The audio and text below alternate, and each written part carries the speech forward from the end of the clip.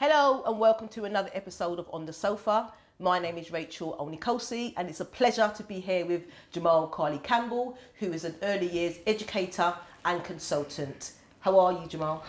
Blessings, man. I'm very good. Fantastic. Very good. Happy to be here. Thank you for coming. Thank you for inviting me. Maybe we start off by asking you to tell us who you are and what you actually do in detail. Blessings, blessings. My name's Jamel Carly Campbell. As you said, I'm an early years educator and consultant. Yeah. And basically what that means is I work with children from birth upwards. I advise, I share my practice, and I've been in the early years for 20 years this month. I'm also a children's writer and storyteller as well, public speaker, so I do all things. Wow, a lot there. Yeah. So let's start with the early years educator and consultant. Yes. How did you get into early years? Specifically, what sort of qualifications did you require, or vocational work did you require to kind of get into the field? Do you know what? I fell into it. So years ago, maybe at the age of 15, a friend invited me to a youth club called The Place in Woolwich. It was with Connections. Right. And I ended up supporting there and working with some of the youth, the younger children and whatnot.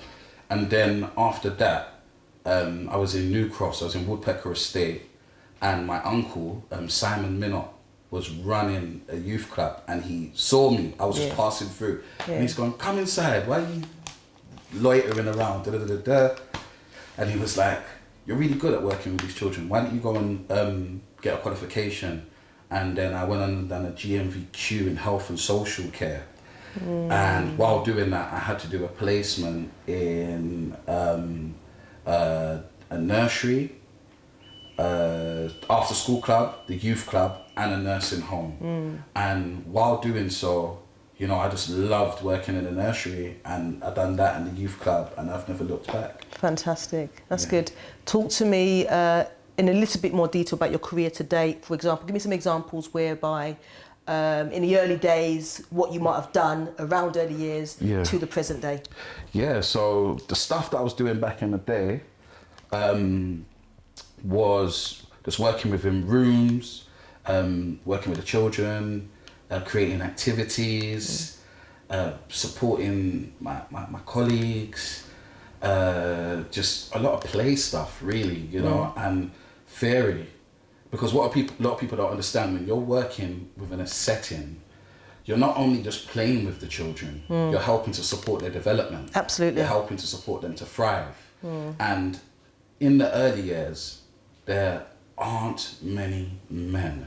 Men make up around about 0.3% of the workforce. Wow. And I didn't know that at the time. Yeah. I was just in there doing what I was doing normally. Yeah. You know what I mean? I've been nurtured, or I've learned, you know, just through general interaction and just being authentic. And the children responded well to that.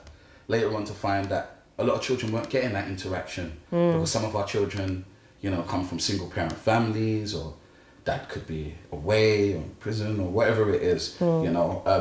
I was there filling in that space, you know, making those connections. So it was really good. And for the dads that were present, because the field is a female dominated field, a lot of the dads feel apprehensive and anxious when coming into a setting, but them seeing a man there, they were then able to connect, you know, and feel like, okay, there's someone like me, you know, to deliver feedback and to encourage me, and, you know, and show me that, all right, I know this environment is a bit alien to me, but you're welcome. Absolutely. What I would like to ask you then is how are you perceived as a young black man within the early years setting? Listen, well, at first, a lot of people would, like, some people would ask me, like, "Are you lost?" Yeah. Like, I remember I was working in a setting, and I was waiting to go through security, and the security said, "Oh, are you here to deliver a package?" I said, "No, I'm one of the teachers." They said, "Oh, sorry," they apologized, you know what I mean? And it's because they're not used to seeing a man that's 6 foot, gold tooth, big and broad and brawn, and working in that field, you know, in that nurturing environment. And then through that, I then Mm-hmm. became an advocate for men in the early years. Absolutely. And encouraging other men, because that's where it is. It isn't publicized that men can do this work. They think that this is females' work, but it isn't.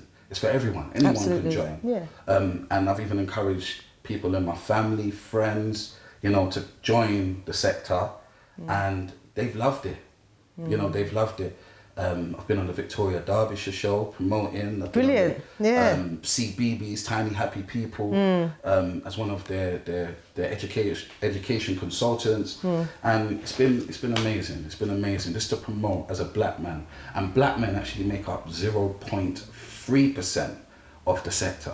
Wow, such a tiny percent, isn't it, compared to the demographics in that sector? In fact, what is the demographics of young people from, you know, the African Caribbean communities, would you say? The overall percent, I think it could be around about 14%. 14%. 14%. There's actually a study by a guy called Shaddai Tembo about black people working in white spaces in the early years. It's a paper. You can research it, Shaddai Tembo. And he's got all the statistics and facts and figures there. There's actually there's actually a research done by Runnymede as well that has all the figures. Right. And percentages. So the message that they're telling the world is what exactly then? Is that, boy, it's got many layers. There's many layers to that message, you know. But we are here, we are present, and we do want to do this work. You Absolutely. know? And when you actually look at the amount of children that attend these settings, especially in like more urban areas, you know, the majority of the children attending are black, Asian, and so on. So it's important that the workforce does mirror that, does represent that, and absolutely. reflect that. And I think you've raised a really good point, because we have a kind of pandemic, don't we, of youth violence, and a lot of people involved in that, young people, are black boys from the African Caribbean community. Do you think if we had more role models from that community as early years educators, there may be a difference in how they develop and what they later go on to do, sort of like around 12, 13, 14 years old? Yeah, I think role models are definitely important. But another point, even though what's being portrayed is that there's you know, the black people are always put in the media, you know what I mean, and pushed out, but it's a mixture. It is. I think it's a poverty-based thing. You know, and I think it's important that we know that too. That gets pushed out too. The fact that it's not only black boys, black girls that are committing these crimes and youth violence. Because I've seen Farron Paul has put up some videos and some facts and figures, and it's like, wow, why does one dynamic get promoted, one set of people get promoted, but the other doesn't? Let me just clarify. It's because we were speaking about people from the African Caribbean community is why I then asked the question about, had we had more role models from that community within early years, would that have a positive impact on the outcome or the early years development and subsequent years of people from that particular community, the African Caribbean community? I totally accept that, you know, when you see gangs, there's a mixture. They're all from different ethnicities. They just all speak that kind of street language, as it were. So I just want to clarify that point. What I haven't asked yet is the legal definition of early years, and whether you think the educational system in the UK is working from your perspective. Yeah and no. I believe that the early years deserves more acknowledgement. That yes, there is framework like the Children's Act and the Family Act, and also there's the Development Matters that just came out 2021. So it just started this month, that promotes the importance of early education and the fact that, you know, children have a better start off in life when they attend the nursery setting. But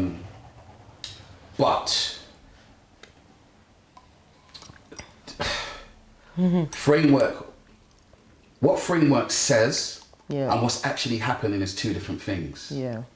Because especially when it comes to representation, and like you said, you know, those role models and things like that. But what puts a spanner in the works is when those role models are having to work with a legislation that is whitewashed. Okay, let's do some clarification on that. Yes. We understand that government departments make legislation. Yes. We also understand, and it's a fact, so Yes. I'm not saying anything which is wrong here, that the majority of people, civil servants, are from the white community. Because they make legislation, you are saying the legislation is designed by people which, as a result of that, it's not really, I guess, impacting people from ethnic communities in the way it should. Is that what we're saying here? No, I'm saying that we need more people in these consultations that represent our demographic. Yeah, and I think we're saying the same thing. We also need more civil servants, from that background who understand what it's like to be from that community to ensure we design early years policy correctly to be applied in practice correctly and have an impact. Exactly. So are we then saying that the educational system is not working because we are missing a clear trick? Yes. It could be so much better. There's so many improvements that are happening. Yes. The new framework, you know, it does talk about community, it does talk about culture. Yes. But when you're actually visiting these settings, you know, we're not seeing that in practice. Yeah. You know, and there's a new framework for families that just came out, and it's amazing to see Liz Pemberton and Laura Henry Allen on that framework. Brilliant, yeah. You know, who are these people, just for the camera? They're two amazing consultants and trainers, early years educators, and they're black women. Fantastic. You know, blessings to the rest of them, and blessings to the EY Blacklist. That is a directory of black early years educators, professionals that work in the field, from those on the ground to consultants and so on. Okay. You know? Yeah, and the way they are booked, is it schools book them out as consultants to come and work in their schools over a period of time? Settings, councils, all different, you know, people that need advice in early years, of course, can book them, you know? And there's a long plethora. And the reason why this list was actually created was the fact that, like I said before, when there's consultations happening, you know, there's panels being made, or there's events, there's not enough diversity. And when you would talk to these people that create these panels, you know, they'll say, we didn't know, we weren't aware. When books are being made, even when they're talking about diversity, they haven't even consulted, and these people are there, they are around, but you have to want them to be there. Absolutely. You know? Yeah, of course. And often that's what's said to me, I didn't know. Didn't know. How do we then promote it more widely? In fact, what have you done to help promote it more widely?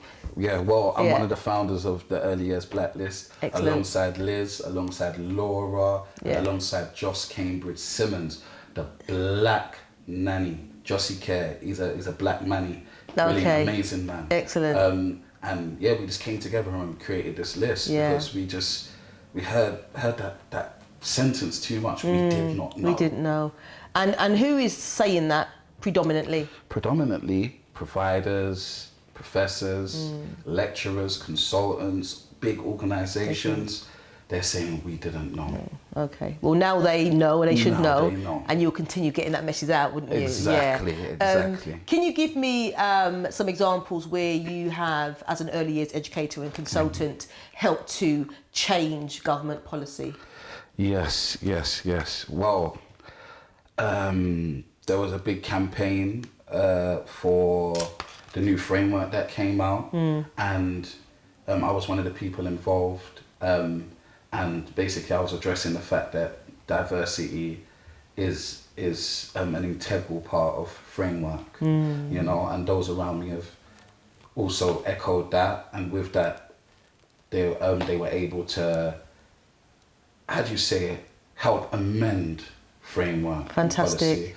I've also helped a few boards and a few different organisations, you know, behind the scenes. And right now I've actually, I'm actually working on a summary for a round table that I did to do with diversity and how do you say it, the way that we look upon learning and the way that we can make learning more diverse. For instance, often when we're talking about outdoor play, we always talk about the Scandinavian approach to learning. Right. But we never look upon the Asian or African or Caribbean approach to outdoor learning. Okay. When our learning is a majority of it is outdoors, agriculture, playing outside and so on. Yes. So yeah, there's a round table coming soon. Brilliant. And that's gonna Yeah, let me just get some clarification then. Yes. What is the Scandinavian way of learning, outdoor learning? Well, outdoor learning, they've got a lot of forest schools and they spend majority of their time outdoors. Be it doing nature walks and cooking and risky play and so on. They spend majority of their time outside.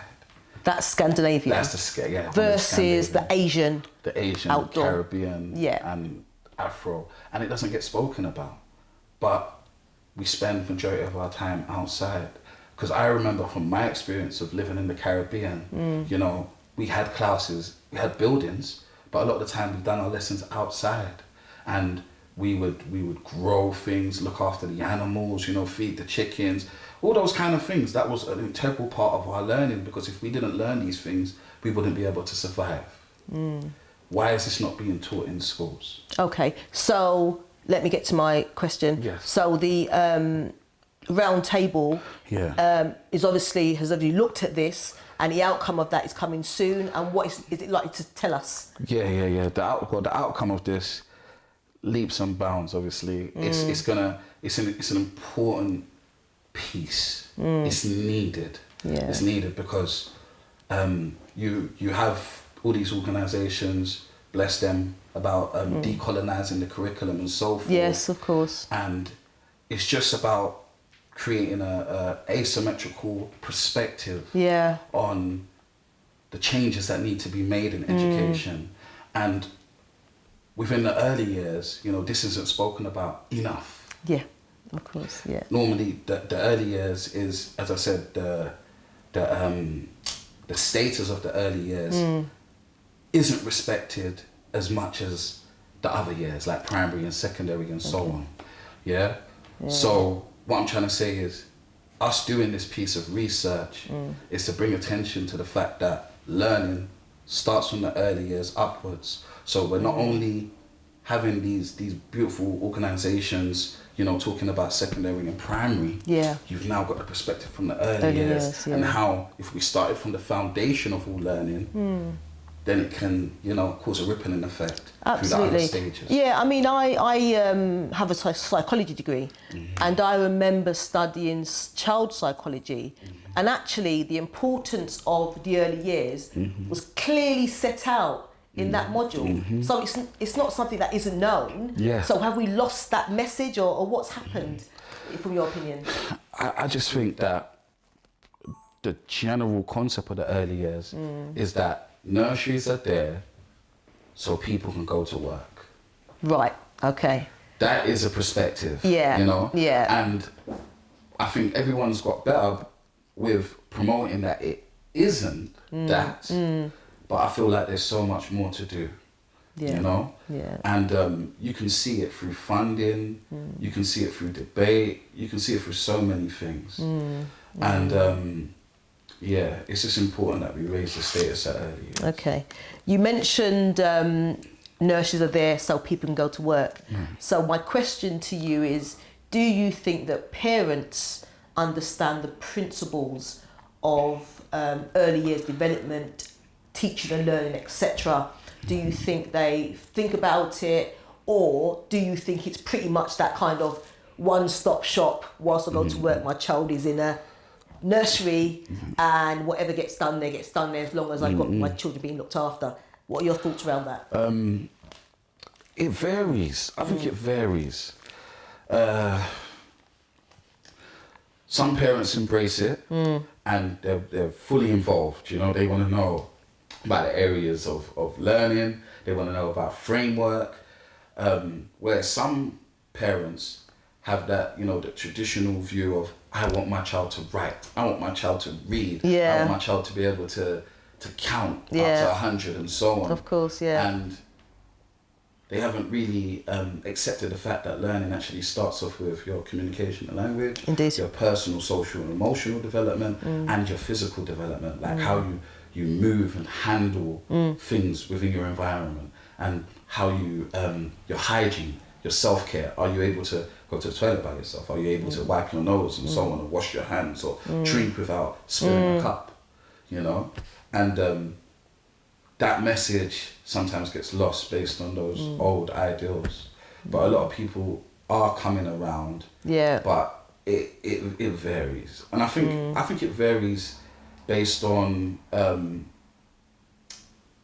your understanding of learning in general. Yeah. You know, because some parents, they prefer to teach their children at home. Yes. And then send them to school instead of having them in nursery. Yeah. You know. Of course. So, I was going to ask actually, do you, as a in your kind of field, do you see yourself as an extension of parents when it comes to child's development and learning? Most definitely. Yeah. Parent partnerships are important. Absolutely. And that's why it's important to have a diverse workforce. Absolutely, Because yeah. you're then able to make those connections, you know, and the parents feel like you understand them, and you can hold those honest conversations and build those bonds, you know, professional bonds, but at the same time, you know, you can give feedback about their child and where their child may need support, and they won't take it personally. That's right.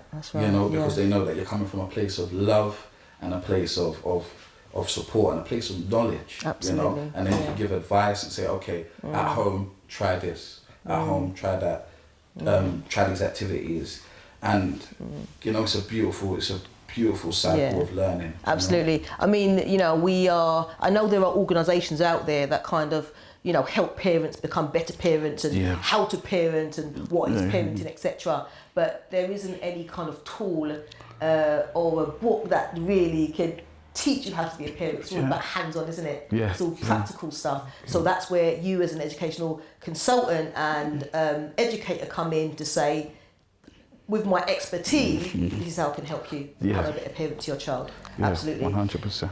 Right, talking about politicians now. Do you think politicians understand the complexities of early years development when it comes to gender, race and class? Not all, only some. The ones that are affected by gender, race and class. You know? You can see it. For when there's speeches being made in the Commons about anti-racist practice and people are denouncing that racism even exists, then you know where it is. Yeah. You know where it is.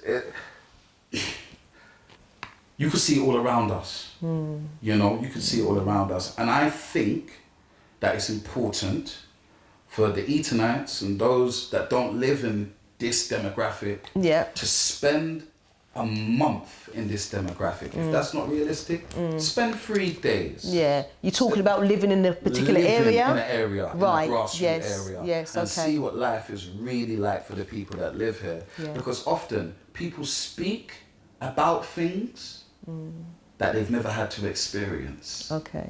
You know? So I think in terms of early years in education, if you've always had, you know, the best schools and the best nurseries and the best private tuition, how could you speak about those that are in the grassroots areas? Okay. You know? Question for the camera then, or statement for the camera. This is a challenge to politicians who don't live in busy boroughs or London boroughs such as Lewisham, Hackney, Lambeth, Southwark, etc. Haringey, Jamel Carly Campbell,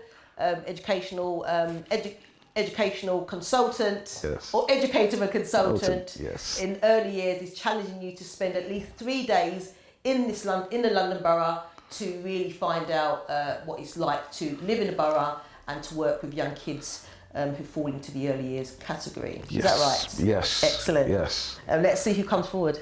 Let's see.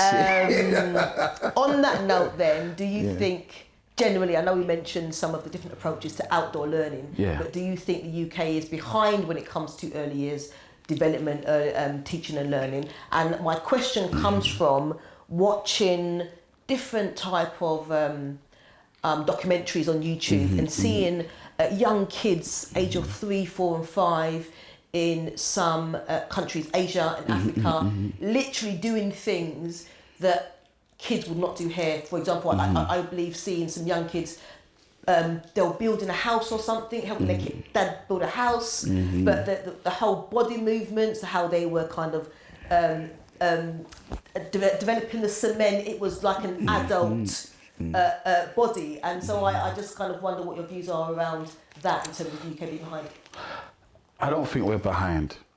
I think every country has its need, but I think we've got a lot of things that we need to improve on, you know? Like? For instance, like our literacy. Yeah. You know, when you go into a lot of settings, the literacy is not diverse. You know, they might have a few books that represent different cultures, but they only come out during a festival or an event. Yeah. For instance, Diwali. Yeah. Or for instance, Ramadan. Or for instance, Black History Month.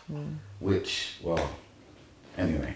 Okay. And, you know, there's so much more we could be doing. There's a plethora of books out there that represent, you know, the Afro-Caribbean community, the Asian communities, and so on.